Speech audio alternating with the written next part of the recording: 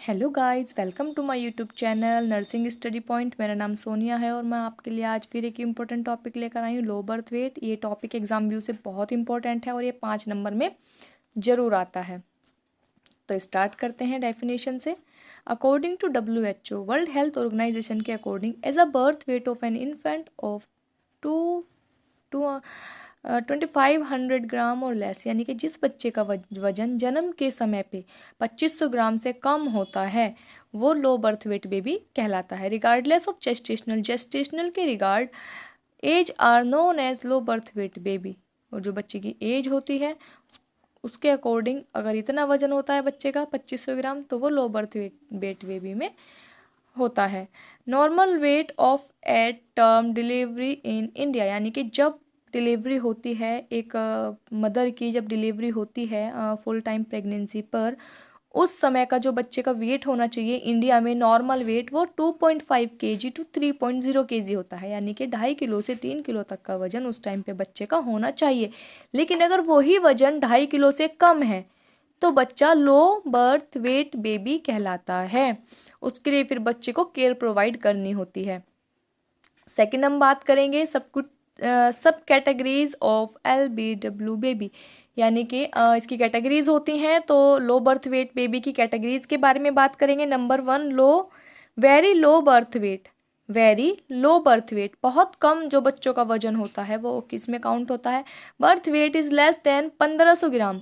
जो birth weight होता है वो अगर 1500 ग्राम से कम है बच्चे का वेट तो वो कौन सी कैटेगरी में आएगा? Very low birth weight category में आएगा। और सेकंड वन आपका होता है एक्सट्रीमली लो बर्थ वेट, यानी कि वेरी लो बर्थ वेट से भी ज़्यादा जो लो होता है वो एक्सट्रीमली लो बर्थ वेट होता है। Birth weight is less than 1000 ग्राम, 1000 ग्राम से जिस बच्चे का वजन बर्थ के दौरान कम है उसे extremely low birth weight baby कहते हैं। नेक्स्ट वन हम बात करेंगे characteristic of low birth weight baby की। वेट लेस देन 2500 ग्राम, 2500 ग्राम से वजन कम होता है। लेंथ लेस देन 44 सेंटीमीटर, जो बच्चे की लंबाई होती है वो 44 यानी कि 44 सेंटीमीटर से कम होती है। I is kept close, eyes जो होती हैं बच्चे की वो बंद होती हैं। Muscle tone poor, muscle tone जो मसल्स होती हैं जो उनकी टोन होती है वो वेरी पुअर होती है। The skull bone are soft with wide suture and posterior fontanelle. जो स्कल बोन होती है बच्चे की, खोपड़ी की जो उसकी कपाल होती है वो स्कल बोन बहुत ज़्यादा सॉफ्ट होती है। साथ में जो उसके सूचर्स होते हैं वो बहुत चौड़े होते हैं और जो पोस्टीरियर फोंटेनेला होता है वो भी बहुत सॉफ्ट और शो होता है। Pinna of years soft and flat, जो ईयर के पिन्ना होते हैं वो बहुत ही सॉफ्ट और फ्लैट नज़र आते हैं लो बर्थ वेट बेबी में। Reflexes are not proper develop, जो बच्चे के रिफ्लेक्सेस होते हैं, रिफ्लेक्स देता है बच्चा तो वो प्रॉपर डेवलप नहीं होते हैं बच्चे के अंदर। द टेस्टाइल्स आर अनएसेंडेड, यानी कि जो बच्चे के टेस्टाइल्स होते हैं, जो बच्चे की मतलब कि टेस्टाइल से रिलेटेड टू तुम्हारे वो होते हैं जो स्किन होती है उससे रिलेटेड होते हैं, तो वो क्या होते हैं? अनडिसेंडेड होते हैं। वो डिसेंडेड नहीं होते हैं, अनडिसेंडेड होते हैं। तो स्किन थिन होती है, रेड एंड शाइनी, लाल और चमकदार होती है। ड्यू टू किसकी कमी की वजह से? Due to lack of subcutaneous fat. जब बच्चे के अंदर सबक्यूटेनियस फैट नहीं होगा तो उसकी स्किन भी थिन दिखेगी और रेड भी दिखेगी और शाइनी, एक रेड चमक होगी उसकी स्किन में। किसकी कमी की वजह से? सबक्यूटेनियस फैट की कमी की वजह से ये सारी जो है साइन उसमें देखने को मिलेंगे।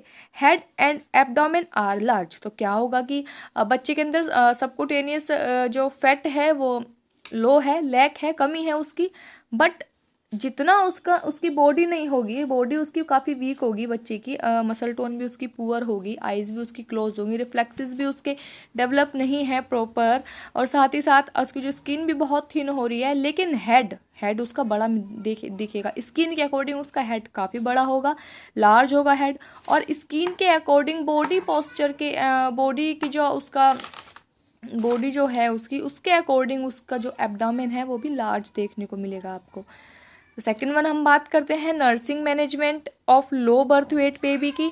Care of neonate intensive care unit, जब बच्चा लो बर्थ वेट होता है तो हम उसको एक केयर प्रोवाइड कराते हैं, क्योंकि जब वो बच्चा पैदा हो गया है अब तक की उसकी सारी जो जितनी भी उसकी नीड थी वो माँ के पेट में ही पूरी हो रही थी, बट जब अब वो मदर ने बेबी को डिलीवर कर दिया है, बच्चा पैदा हो गया है, अब जो उसकी बाकी की केयर है, क्योंकि बच्चा लो बर्थ वेट है, बच्चे का वजन कम है, तो उसे केयर की नीड है, तो उसको इमीडिएट केयर की नीड है, रूटीन केयर की नीड है, तो उसमें हम क्या करेंगे, care of neonatal intensive care unit यानी कि आईसीयू में बच्चे को एडमिट कराएंगे। एडमिट कराने के बाद जितने भी बच्चे की केयर्स हैं वो वहाँ नर्स के थ्रू से प्रोवाइड कराई जाएंगी।